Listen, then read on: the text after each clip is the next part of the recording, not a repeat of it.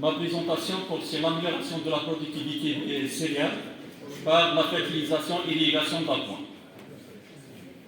Donc les points qui seront développés, les voies d'amélioration de la conduite technique des céréales, l'irrigation d'appoint des céréales, la préparation du sol, pourquoi l'irrigation au semis, les besoins minimums nutritifs MPK, conseils de fertilisation, et puis conduite d'une culture de blé dur au niveau d'une exploitation agricole située à Wedderhill dans la wilaya de Renisel. Et puis les types de matériel d'irrigation adaptés aux céréales, et je termine par une conclusion.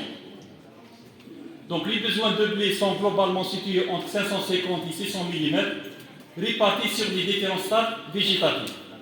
Dans les régions semi-arides, le déficit hydrique constitue le principal facteur limitant du rendement en céréales. Là, nous avons les différents stades végétatifs de développement du blé.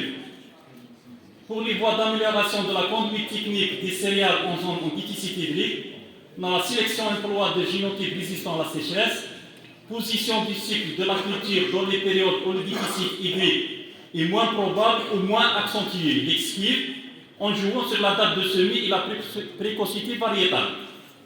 Mise en œuvre de techniques culturales permettant d'améliorer le stockage de l'eau au cours de la période humide par la gestion de l'interculture des herbages.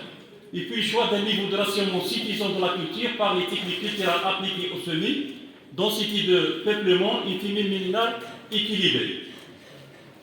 Dans les régions semi-arides, les pluies ont un caractère aléatoire qui est peu prédit toute tentative de prévision climatique à l'échelle d'un cycle végétatif des céréales. Donc il faut combler partiellement ou totalement le déficit hydrique par des irrigations. L'irrigation d'appoint permet de supprimer les aléas climatiques et d'obtenir des rendements relativement stables dans le temps.